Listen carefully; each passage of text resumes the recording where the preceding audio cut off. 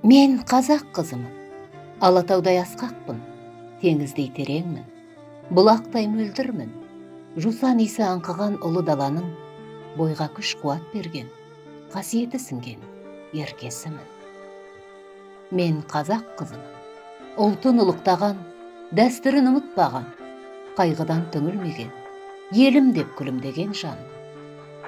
Кеудемде өшпес жалыным барда, айналама шуақ шашар жарығым барда, сын өткелде құламаған, құласам да жыламаған, тек тұрпақтың өкілімін. Мен қараңғын емес, жарықты ардақтаған, төмендікті емес биікті аңсаған, көңілін кірлетпеген, көк туын құрметтеген, ұлы даланың аяулысымын.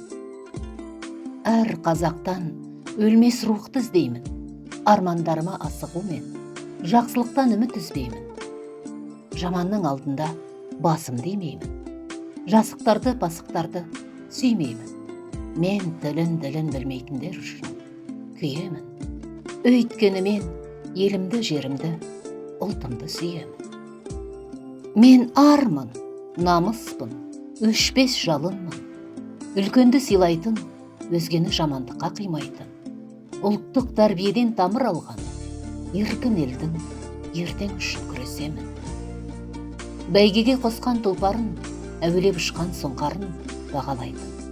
Нағыз асылды ғана ағалайтын, өткенін саралайтын, тағдыр қанша сынаса да, көңіл оты өшпейтін, елімнің болашағын көксейтін, қадір қасиетпін. Қымбатым арым, ардақтым отан анам, туып өскен топырағым, бәріңді де осы киені қадірлеуге шақырам.